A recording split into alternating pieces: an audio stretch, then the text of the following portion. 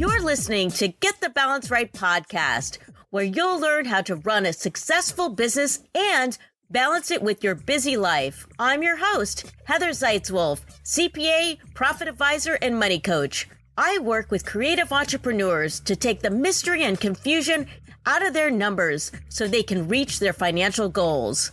Do you want a life that is emotionally, physically, and monetarily balanced? Are you ready to live a life based on passion, purpose, and financial freedom? Then let's get the balance right. Hello and welcome to another episode of Get the Balance Right podcast. I am your host, Heather Zeitzwolf. This is episode 49 of the podcast. 49! Yes! Let's do the math. That means that the next one is the big 50. Holy cow, 50 episodes. That's only a couple of weeks away from being 1 year old. Oh my God. This last year has been amazing. Doing this podcast, I have met the most interesting, smart, and creative people. I've also been able to experiment with different things, many of which have been outside of my comfort zone. Looking back, I've been able to curate a collection of conversations about topics such as leadership, purpose, marketing, and sales. It has been a fun journey so far. Today's show is all about utilizing speaking opportunities to grow your business and gain more clients. To discuss this topic, I am joined by the fun and knowledgeable Caterina Rando. I absolutely adore Caterina. She is so full of joy, extremely giving, and has used her talent to build a strong community of dynamic women in business who are working on their fempires. In the short time I have known Caterina, I have become a major fan and devoted follower. I especially love her catchphrases such as bing bing and super tip alert. I feel like it was destiny that our lives converged. Have you ever met someone and instantly known that your life has changed for the better? That's how it was for me with Caterina. Here's what happened. A few months ago, a podcast agent approached me. She was representing an array of clients, some of which she thought might be a good guest for my show. Being that she worked with so many clients, I asked her to send me information on more of the people that she represents. She sent me links to several options. But when I saw the picture of Caterina with her arms out wide, I knew at that moment that I wanted her on my show. She had a big smile and there was something about her aura that reminded me of my childhood. This lightning bolt of nostalgia immediately made me gravitate towards her. Now, my early years as a child were spent in Connecticut. During this time, I was exposed to many Italian families in my community. These folks were always warm, inviting, and gregarious. And of course, there was also the yummy foods. I have a homey feeling that harkens back to my childhood whenever I'm around someone that reminds me of that time. Caterina did just that in her photograph. When I finally met Caterina, I was tickled that she was 100% authentic to her online persona. It was such a pleasure to witness her charm, wisdom, and personable magnitude. Needless to say, I have been a devoted fan ever since. I joined and participate in her weekly Clubhouse club called Thriving Women in Biz, which I highly recommend. And I've also become one of her VIPs, and I've signed up for her Bliss Retreat, which you'll hear more about in this episode. I'm sure after this episode, you will be a fan as well if you're not already. So be sure to check out the links in the show notes to follow and connect with Caterina. In this episode, Caterina explains how public speaking and workshops will help you get more clients. But if you're not a fan of speaking, do not fret. A lot of people cringe at the idea of speaking in front of a crowd. In fact, it is feared more than death. Public speaking definitely gets easier the more you do it. But in my experience, the more prepared I was for a speech, the more confident I was on stage. I'm personally not a fan of winging it.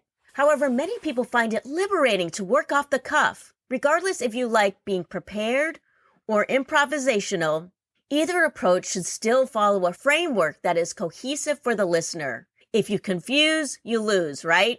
In Michael Port's book, Steal the Show from Speeches to Job Interviews to Deal Closing Pitches, he explains 6 widely used frameworks, some of which are centuries old. Here's a brief summary of each. Number 1, the problem-solution framework. Like its name, the idea is to contrast the two by dramatizing and illustrating the problem and then offering a compelling solution. 2, the numerical framework. This is a popular format, not only for speeches, but for blog posts.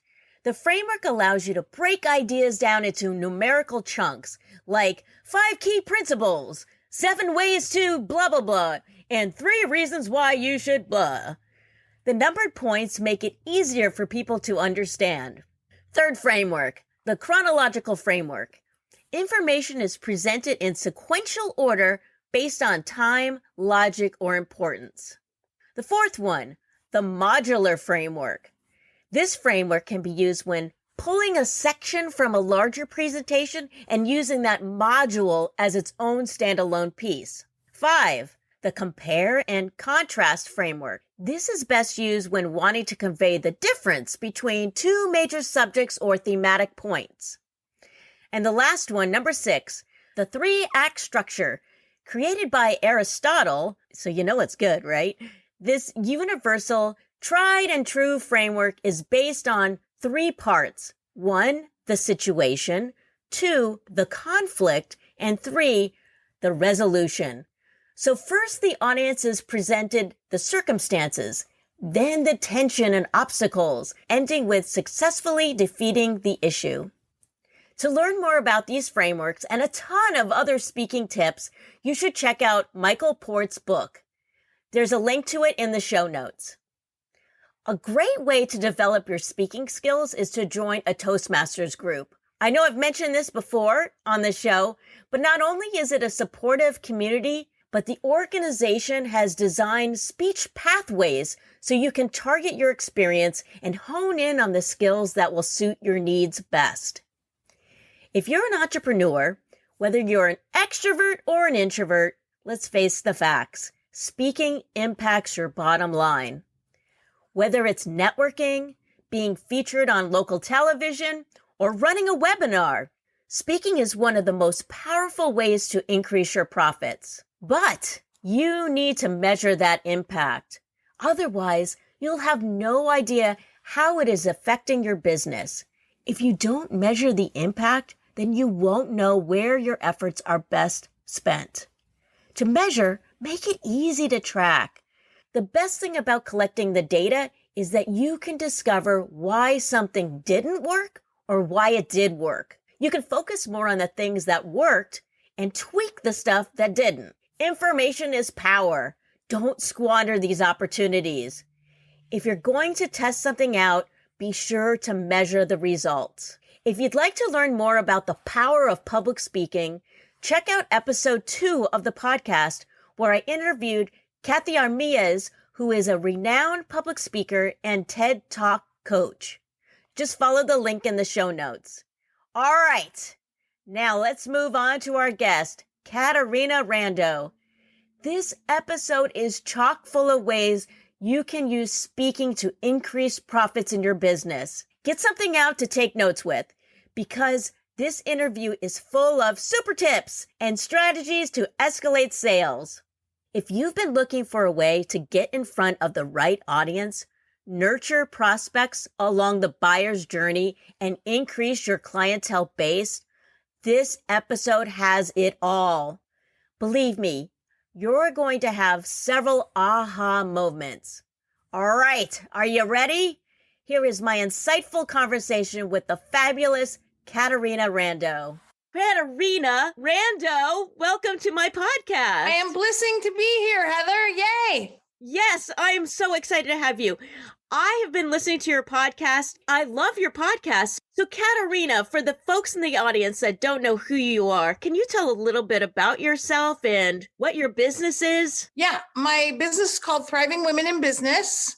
I serve women on a mission women who are doing their service through their businesses. I support women to sell more, speak more, serve more, and massively monetize their mastery. Because if you can't speak and sell, you're going to have a hard time serving. That's what we focus on. And I run something called the Bliss Retreat, where we take ladies on a retreat every year. I teach women how to do retreats. I got a lifetime supply to help the ladies, because the thing is that most women, as you know, Heather, we start businesses because we want to be a service, but we don't always know how to make money. And that's what I want to help the women with. Wow. And you must do a lot of public speaking, because today we're going to be talking about speaking. So I know that you do coaching. Do you do coaching on speaking as well? I teach women how to make money and get clients with speaking. So I'm not a presentation coach. I'm a use speaking to get clients coach. Okay. And that's what we're going to be talking about today. So let's get down and dirty with that. Sounds good. Okay. I have so many different questions, but I guess the first one, when we talk about speaking to get clients, we want to make sure that we're speaking in front of the right audience, right? Absolutely. We don't want to just go anywhere and speak. No, my friend. In fact, because I've been doing my thing a long time. And in the beginning, people I would listen to, they would say, oh no, go anywhere, talk to any audience because you need the practice. Oh my God, no way.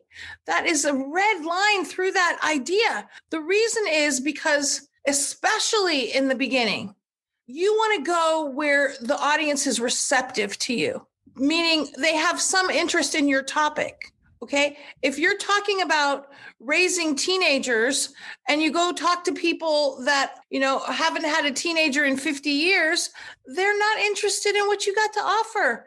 And first of all, you're going to come home with empty pockets. But the other thing is you got to work really hard just to have them not doze off. And that is not the way to start your speaking career. Because here's the other thing, Heather, we want to value our time. And you have to look, and I know this is your area, right? You got to look at what is a day worth, okay?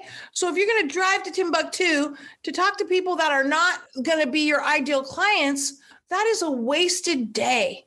And you're not getting any ROI, any return on that time investment. You want to be more strategic in how you're using your time. Go speak to audiences that are the right match for you. And if you say, well, Caterina, I don't know how to get in front of these audiences, well, I can teach you that. But the other thing is start with your own thing. Heather, right now we're in the pandemic. Everybody can have their own event right now through Zoom. And that's what I teach my clients to do. And that's what I want everybody to do, because that will get you Insta clients all day long. What if someone was going to go to an event and they got paid for it, but not necessarily have the right audience? Is it worth their time even to do that? Well, it depends. Depends on how big the check is, honestly. Okay. And Heather, I've done a lot of professional speaking in my day where you go and you get a check. Okay. Here's the guiding principle. From every speech, you want to see if you can get paid over and over from that same speech. Doesn't that sound exciting? Yes. For example, I get a call from a direct sales company, and one of the big leaders, she says, hey, come talk to my ladies, and this is my budget. She tells me what her budget is, and it's a nice size budget. But you know what I said to her? I said, how about this? How about you pay me a little less, and at the end, I can invite everybody to come to my workshop. Okay. And now she saves money. I say, I'm only going to take 1 minute to invite them. Not a big commercial, just 1 minute. She says, yes. She pays me a couple $100 less. I invite all the ladies. Some of them come to my next workshop. I got some of them that have now signed up twice for programs after that. So this is the thing. If that speech can pay you over and over, then it's a great use of your time. If not, the check has to be a lot bigger, again, Heather, to justify you taking the day to go and do that speech, even if it's virtual. When you were doing this, would you consider that selling from the stage, or how would you define selling from the stage? Yes, that is selling from the stage, but there's a difference between taking 20 minutes in your 1 hour presentation to talk about your awesome program, how amazing it is, and why everyone should be investing, as opposed to taking a minute to invite everyone in the audience. Heather, knowing me, the workshop's $27. I probably invited them as my guest because I want to capture as many of them as possible because they're ideal clients. This is all part of the strategy here. And I have seen speakers on stage getting big checks that are taking way too much of that time to sell from the stage, which does not work. It does work, but it's going to be the last time they ever speak for that company again. Hey there, this is Heather. I hope you're enjoying the podcast. And if you are, if you wouldn't mind, please hit the subscribe button now. That way you'll never miss an episode. All right, now back to the podcast.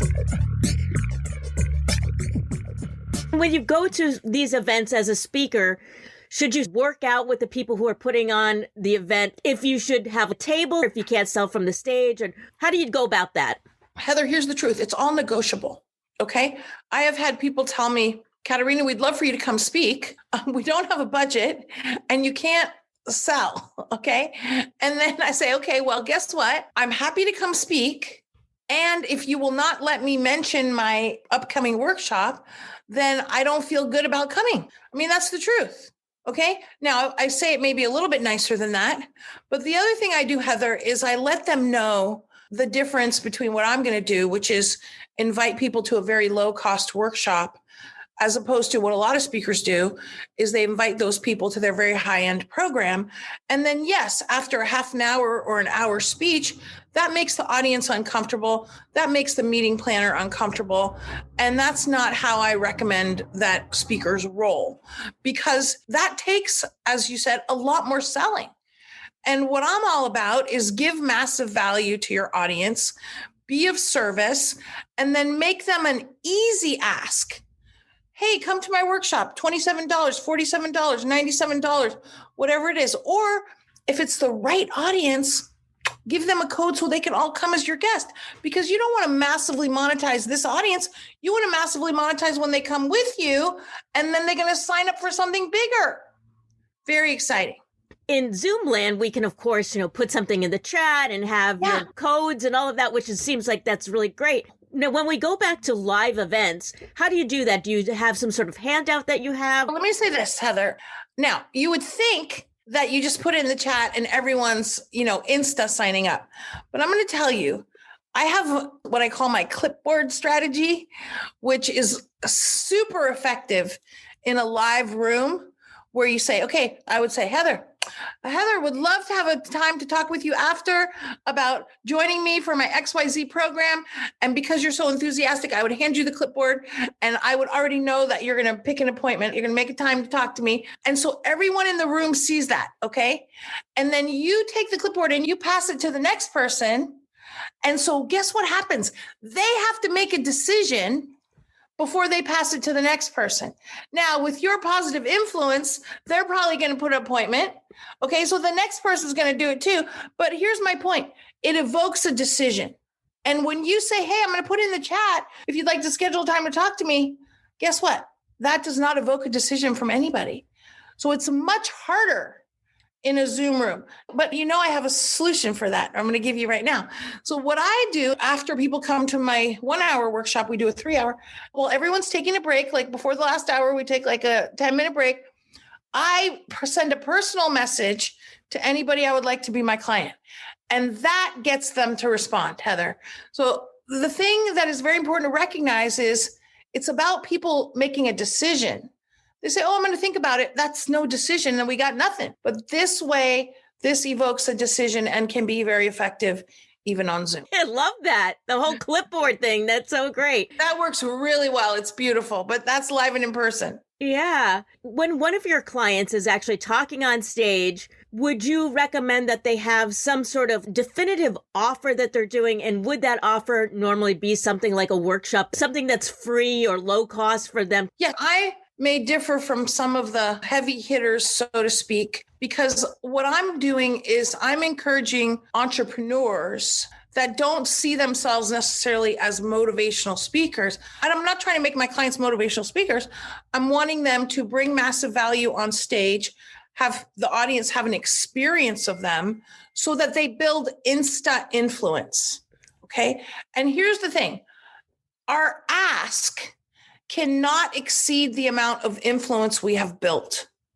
So what a lot of speakers make the mistake of, and this is why they have to spend 20 minutes trying to sell, is they're making a way too big of an ask based on their 1 hour or 30 minutes or 40 minutes on stage. So instead, if they make an easy yes invitation has a low dollar amount and a low time commitment. Because if you say, hey, I'm going to give you my 12-week course for $47, yeah, the price is fine. But Mama, I just met you. Don't be asking me for 12 weeks of my life. So this is where a lot of people make the mistake, is that they're asking for too much time. This is why personally I go from a presentation to a 3-hour event. Now you could even do 2 hour, but the reason I'm doing 3 hour is because I want that extra hour to build more influence, because I'm going to invite them to join my 1997 program. And that's $1,997, not $19.97. And really, I will say, Heather, that is maybe even too big of an ask. But because I've been doing my thing a long time, I can usually get good results. But even if somebody offered a $997, they would probably get great results with that. And of course, the more you do it, the better you get. You don't necessarily get great results the first time. If you wanted to start doing public speaking to drive your clients, would you say that you would need to have some sort of speech ready just in case something comes up? Or is it more strategic, like you go out there and then you figure out the speech that you want to do? How do you do it? Well, that's how I do it, Heather. Okay. So let me explain. In almost 30 years, maybe 28 years, I've never written a speech. Not too many speeches have I written, period. But before you have a place to give the speech. And here's what I know about you. I'll take you, for example.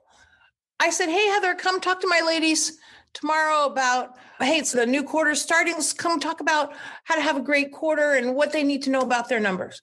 Now, here's what I know. You could do that with one eye closed, one hand tied behind your back. All right. You say, okay, Caterina, how much time do I have? And it's going to be massive value. A lot of people spend too much time getting ready to begin to think about getting going. And the truth is that ready is a myth.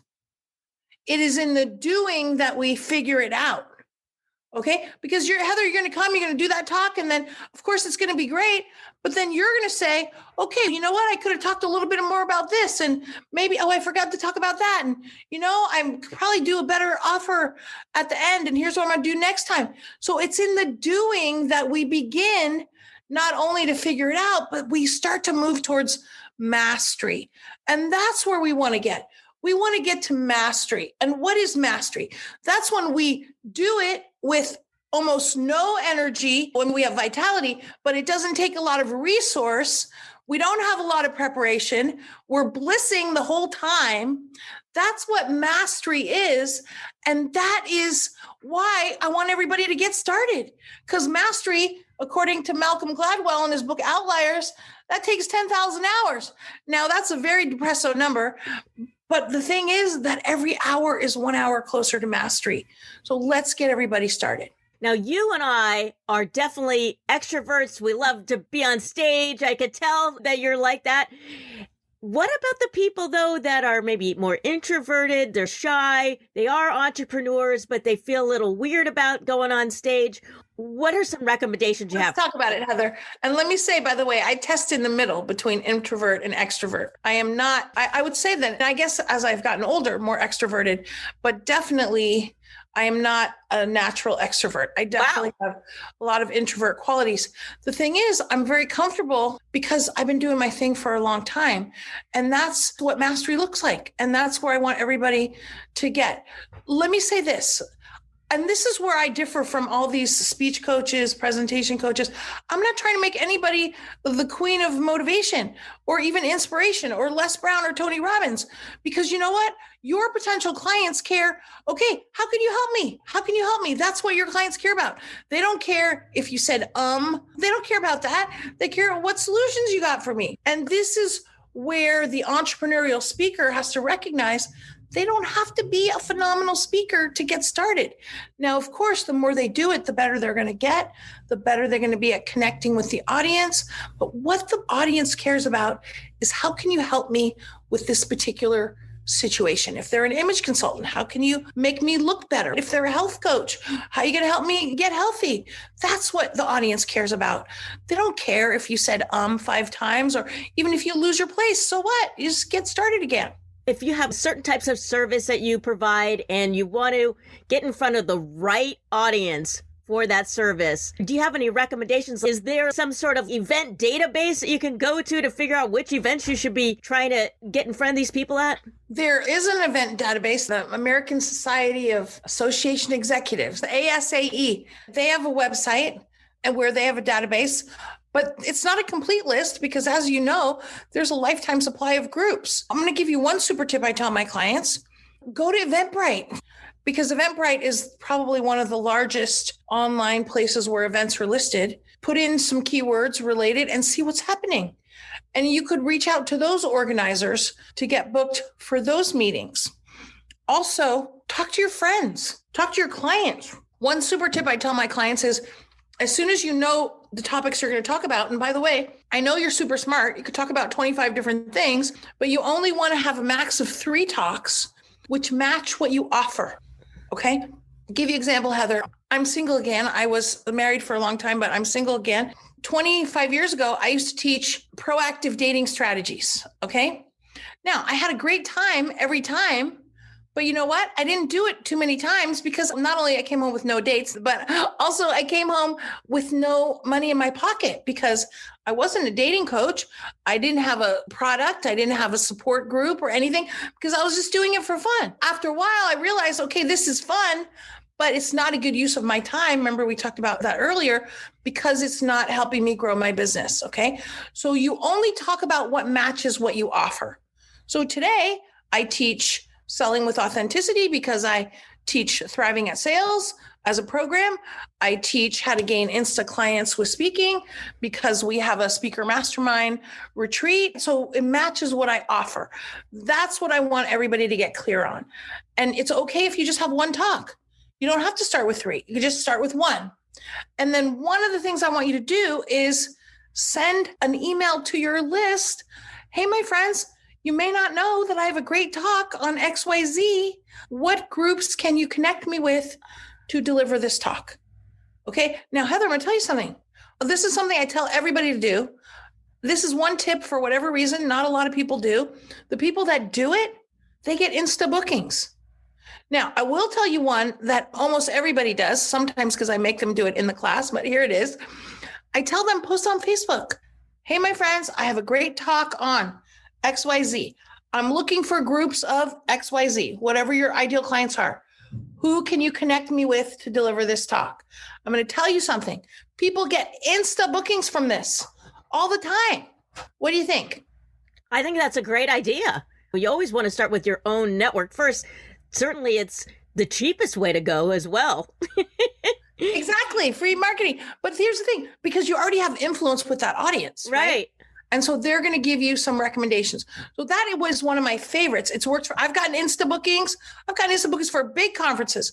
I got a Facebook message. Lady said to me, Caterina, I did that thing when I was in your class that you made us do about Facebook and I didn't get anything. And I was like, I'm mad at you. But then 2 weeks later, somebody reached out and they said, hey, can you come talk at our company? And by the way, we have a budget of $500. Okay. So she was happy after that.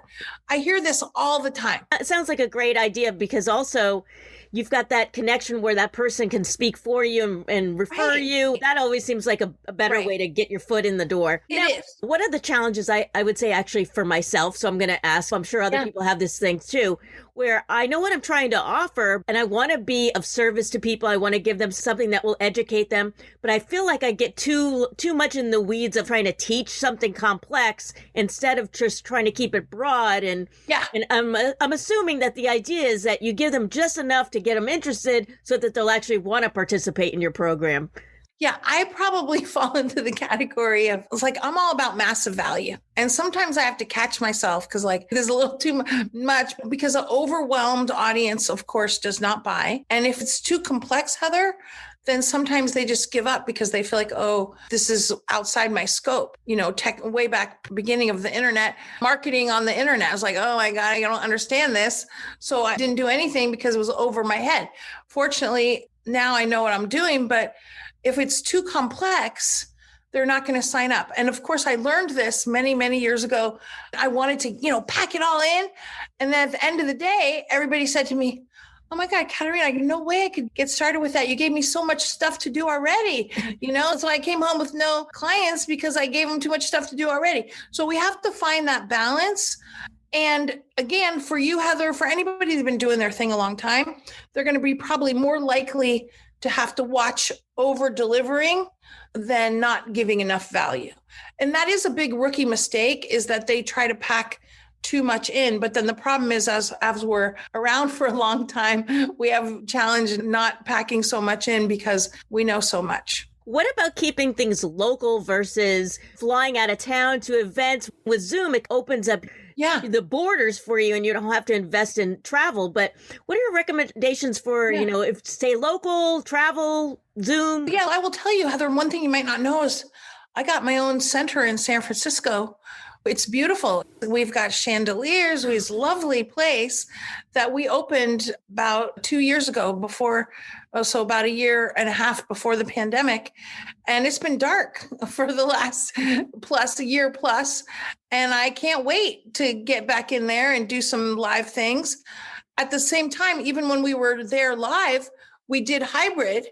Because once you do a hybrid and you get a client from somewhere far away, you're hooked. I remember a lady came through the Zoom for one of our workshops. She signed up for my year-long big expenso program. I was like, okay, we're doing this every time. So even when we will be back live and in person, we'll still offer the hybrid.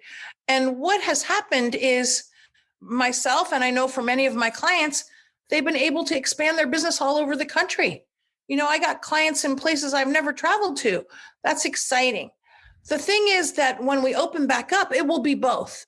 We will be Zooming more, and people are aching to get back and be with each other also. What about the folks that are going to some other event where they have to travel and have all the travel expenses? Where's the balance, do you think? It's how much return on investment they're going to get from that event? Or should they also look at it like as this might open other doors? How do you balance all that? Well, you have to kind of have a budget for what you allow. And then you want to create a criteria. So for example, are your ideal clients there? And I'm going to tell you something. Karina Calhoun, I interviewed her the other day for my Expand Your Fempire podcast, and she made a really good point. She said, you want to network with people that are ahead of you because they're going to inspire you and you're going to get some new ideas. You want to, of course, network with people that are your ideal clients, and they're usually a little behind you. And then you want to network with people that are at the same level as you. And I thought that was really great. I told her I'm going to borrow it, and I just did. My point is, when we're evaluating these different opportunities, we have to think, okay, well, is this a place where I'm going to get brilliant ideas? Is this a place where I'm going to get clients? Or is this a place where I'm just going to be with my peeps and have some support? And they're all good enough for us to get on a plane and go pee with people. But if we can speak, then we might come home with clients. And that's exciting. That is. I can't wait to be able to do that again. You touched on something I was going to ask you about, and that is your center that you have. You also have the Thriving Women in Business Center in San Francisco, and then you have the Thriving Women in Business Giving Circle. What are those two things? What we do, and we do this within our community now because I realize I cannot do everything. We don't have a separate entity for it anymore. It's within our Thriving Women in Business. We raise money for women and girls for education and entrepreneurship training. At my last summit, we raised $12,000 in 2 days in last December. And we're going to do a lot more fundraising this year because I like to say, Heather, a rising woman lifts all the women around her. And maybe it's also better to say a rising woman lifts women all over the world, because these women that we support are in Zambia and Mumbai and Uganda and Nepal. And personally, probably never meet these gals. But you know what? Women all over the world can use some uplifting. And that's what we do. That's fantastic. Wow. I think that I read somewhere that you've been to different continents. Did I get that right? Yeah, I've spoken on a few different continents. South America, Canada, which that's all North America, Europe, I've spoken in Venice, Italy. I've spoken in Holland. I've spoken in New Zealand. That's another continent. So yeah, I think that's 4 continents. Yeah. Wow, that is so incredible. You also have a cruise. I heard on your podcast that you went to Alaska or something like that. Can you talk? We were supposed to go to Alaska during the pandemic, my friend, and unfortunately that one got canceled.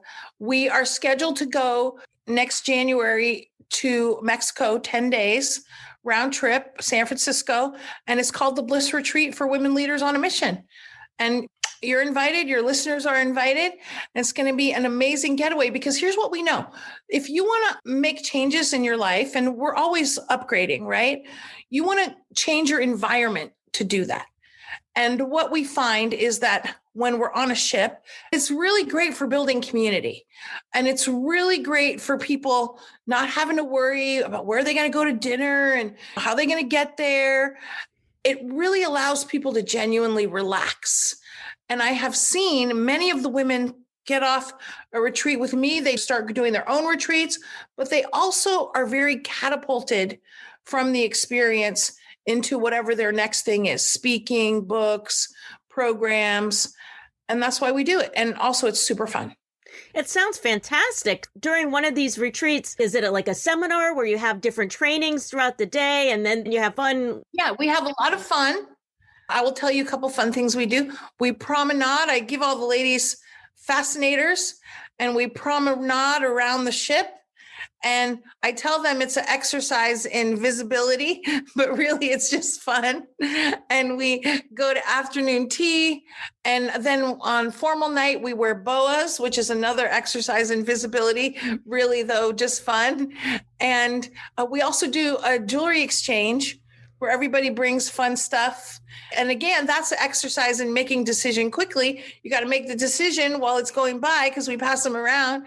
But it's all fun. It's all fun. And then, yes, we have programming. We have workshops. We have seminars. And then we also get together every day and we have hot topic discussions. Some of the ladies present. But of course, there's also lots of free time because that's what a retreat is it's not all programming. There's a lot of free time for you to reflect or just hang out at the pool. That sounds great. Besides participating in your retreat, how else can people work with you specifically? Well, the easiest way to work with me is to come to one of my workshops. And you can come to one of my free workshops. We do twice a month. A free workshop, 1 hour via Zoom. And then if you like that, or you can just start with a 3-hour workshop. I teach set yourself up to thrive at sales, selling with ease and authenticity, how to gain instant clients with speaking. Also, we teach ladies how to get started with your own retreats. These are a few of my hot topics. And I'm assuming you have some sort of online community. Do you? I do. We have 2 things. We have a Thriving Women in Business group on Facebook. And then guess what? We have a club on Clubhouse, Thriving Women in Biz as well.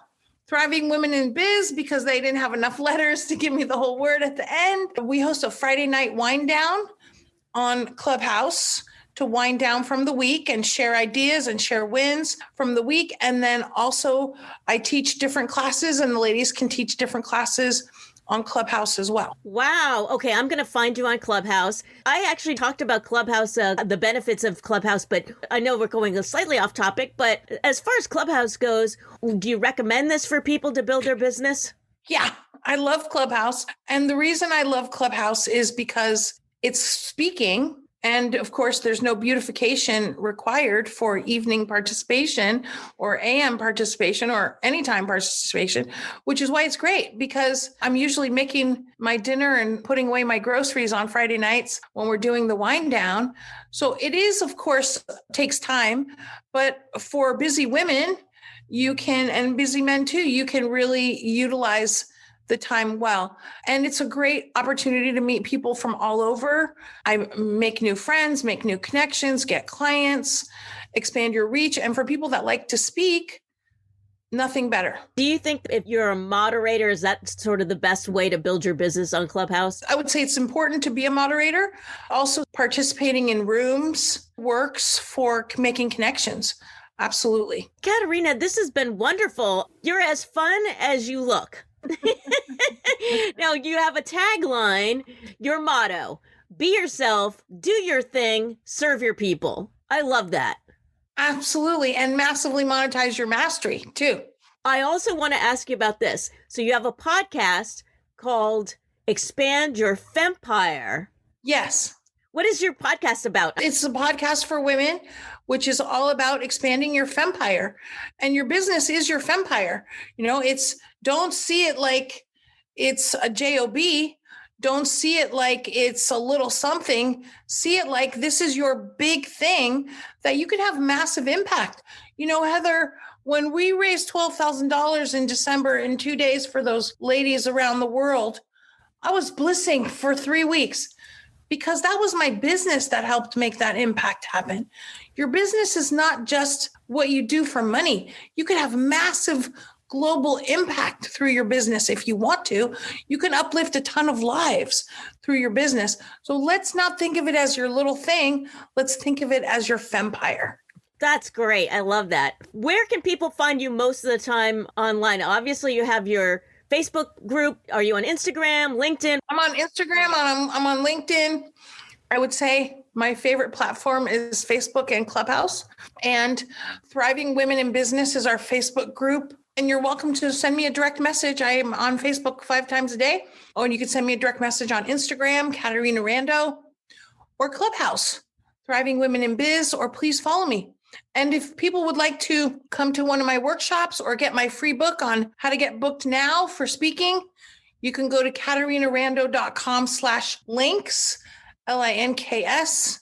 And I'm sure you'll put that in the show notes, caterinarando.com/links. You can also find out about the Bliss Retreat workshops, all kinds of stuff.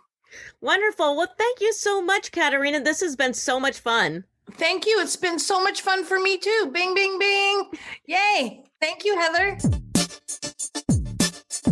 Hey, this is Heather. Thanks so much for listening to the podcast. If you found value in the show, I'd really appreciate it if you gave me a rating on iTunes, or just simply tell a friend about it.